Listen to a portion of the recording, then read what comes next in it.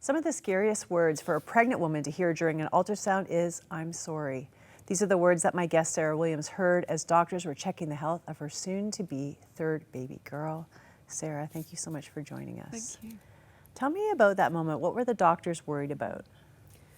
Yeah, it was a moment I was completely unprepared for.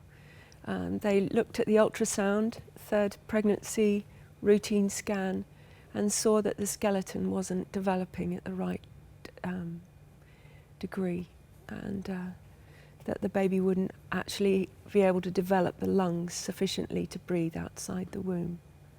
So they were telling you basically this baby girl is going to die when you deliver her. That's right, either at birth or shortly after birth. And they were recommending what?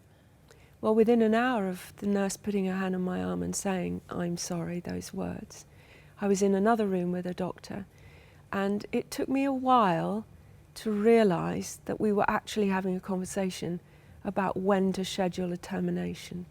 And the medical recommendation, given the prognosis, was that the best and potentially the kindest thing to do was to terminate the pregnancy. And of course, with all these emotions, you and your husband, Paul, not sure what to do. The two of you pray. Tell me about that moment. That moment was one of the most significant moments in my whole life. Wow. We were sitting on our green sofa in our little house in Oxford, and we were in shock. We didn't know what to do. We didn't know what decision to make. We didn't know how to absorb the news. And we just cried out to God. And in that moment, it was as though God himself sat down on that sofa with us and simply breathed the words, "Here is a sick and dying child. Will you love her for me?" And that changed everything. It stopped being about making the right decision. It stopped being about a medical crisis. And all of it, sudden, it was about God's love for the weak and the vulnerable, and about us participating with him in his love for the baby. So just from that one sentence, you got all of that just like imparted to you. You just understood how God saw this little girl. It was like a little glimpse of his heart, and that changed everything.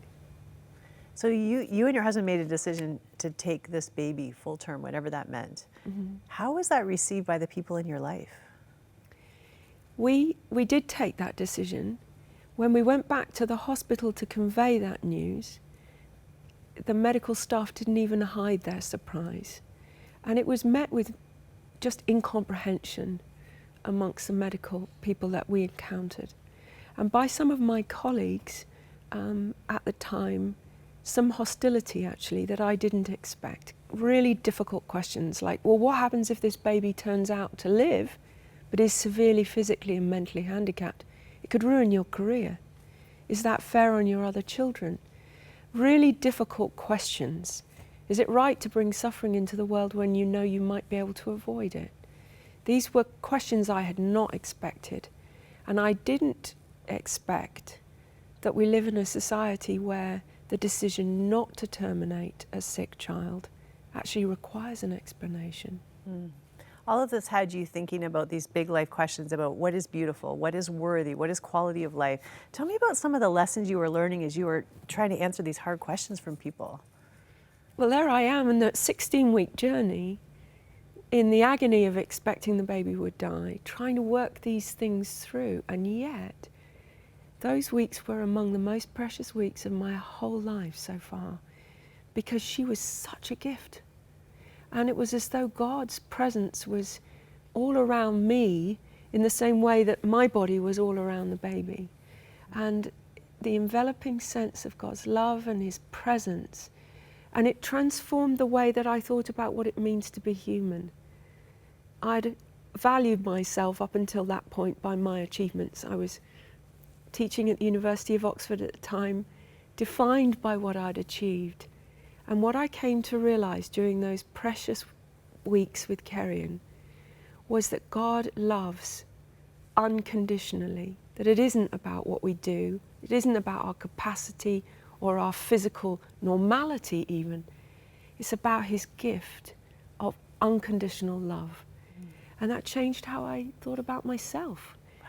So can a child ever give a better gift than that? Wow. Those are some really, really big concepts. And I want to continue this story in just a moment. When we come back, the day of her baby's birth is approaching. Sarah and Paul are asking the hard questions of what they will have to face and how they will face it. Stay tuned. We are back with Sarah Williams, who was told her baby girl could not survive childbirth, yet she chose to carry her daughter full term. That was such a difficult decision. And as you and your husband were wrestling this through, you decided to give your baby girl a name. Tell me about that. Oh yeah, that was the first thing we decided to do, was that the doctors kept talking about it, never she, never the baby. And so it mattered to us to give her a name. And her name means loved in Welsh. It's just a term of endearment, like you might say to someone, my darling or my loved one. And so it conveyed our heart towards her, that she was loved. Did that make it harder in a sense? Like, you know, I think maybe somebody making the tough decision you did to carry a baby full term, knowing you're going to lose her, in a sense, if you depersonalize her, maybe you could have told yourself it would have made it easier. I think that that's right, because the instinct was to distance myself, to protect my heart emotionally.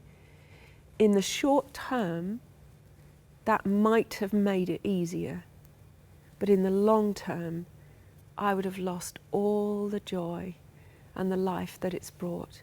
And I now look back on that time from the lens of years, and I know that I loved her to the nth degree. I did everything I could to love her, and it gives peace. Even though there was grief and loss, it doesn't come with that anguish of, did I make the right decision? Did I hold my heart back? You know, you made this tough decision because you felt like God spoke to you to say, love her. But regardless of that, as the day of her birth got closer, you and your husband were really wrestling with God in your own ways about why is this happening to us? Yeah, they were not easy. It's not the right thing to be approaching a birth knowing it's actually going to be a death.